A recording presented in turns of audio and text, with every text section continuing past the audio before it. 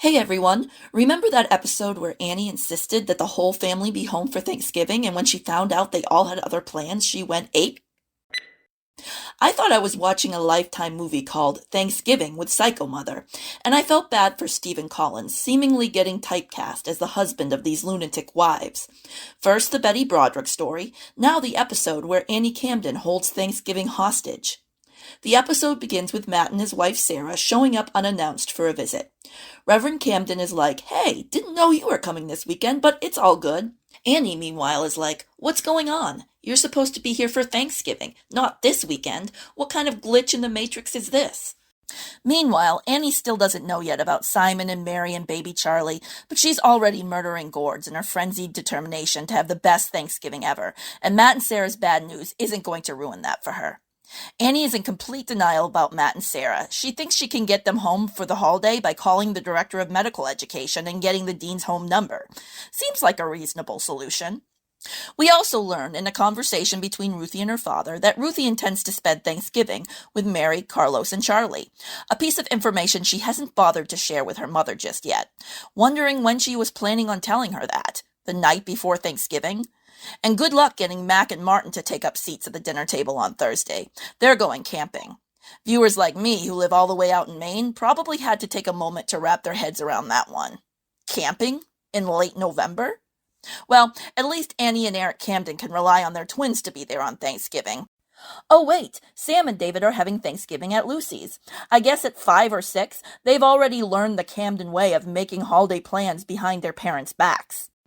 Lucy, by the way, lives in her parents' attic. She seems to think she's going to go all Martha Stewart and host Thanksgiving this year. This was around the time that Martha was in jail, so she's taking holiday planning lessons from a convict. Tells you a little bit about this family's mental state. Lucy makes it clear that when it comes to all of that legal business, she's Team Martha. Good to know. Reverend Camden tries to come up with a convoluted plan with Kevin, where they each break the bad news to the other's wife, kind of like a crisscross strangers on a train type scenario, only not involving murder. One would hope. But given Annie's demeanor lately, I wouldn't leave that off the table. Matt confronts his mother about how completely inappropriate it was for her to call his dean and try to ruin his chances at med school. While they're having this conversation, he's helping her make her bed because apparently that's a normal mother-son activity in this household. Finally, the truth comes out, and it is revealed to Annie that not only will Matt not be there for Thanksgiving, but neither will Mary, Simon, Ruthie, basically their whole family. Took them long enough to break the news to her. They make no mention of Lucy having Thanksgiving in her own little attic place until Lucy storms into the kitchen and delivers the final blow, shattering her mother's heart into a million little pieces. Annie basically disowns her whole family right there in the kitchen. That's too bad. I'm sure they were really anxious to one day inherit her kitchen supplies, but it's safe to say they're out of the will.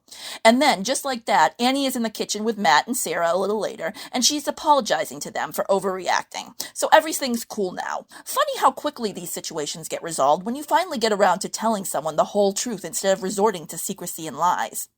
Lucy feels bad for breaking her mother's heart and agrees it's probably best they have Thanksgiving in the main house instead of her little attic room. Reverend Camden finally realizes that Annie is not psycho. She just misses her dad, who died less than a year earlier. Not sure why it took him so long to realize that this would be the first Thanksgiving without that particular member of the family, but suddenly it explains why Annie wants to be with her entire family so badly. Or maybe she's just latching onto that as a convenient excuse for her reprehensible behavior. Martin overhears this conversation and decides to comfort Annie by one-upping her. He knows how she feels about missing family on Thanksgiving. He may be a young boy still, but he's a young boy with a dead mom. So there you go, Annie. No longer any excuse for feeling sorry for yourself. If little Martin can function in life with a dead parent, you can too. Annie tells Lucy that she surrenders her apron to her. Oh, and by the way, they're having Thanksgiving dinner in a few hours, so get to work. Lucy's like, "I'd love it if you would help me with dinner, Mom." And her mom is like, "Well, okay, if you insist." So the family will be having 2 Thanksgivings instead of just one. Sucks to be them. So that's it, everyone. The moral of the story is, you don't have to wait until the holidays to celebrate with family. You can do it whenever is most convenient for you. I think they also basically said this at the beginning of the episode, so yeah, you just wasted 40 minutes of your life.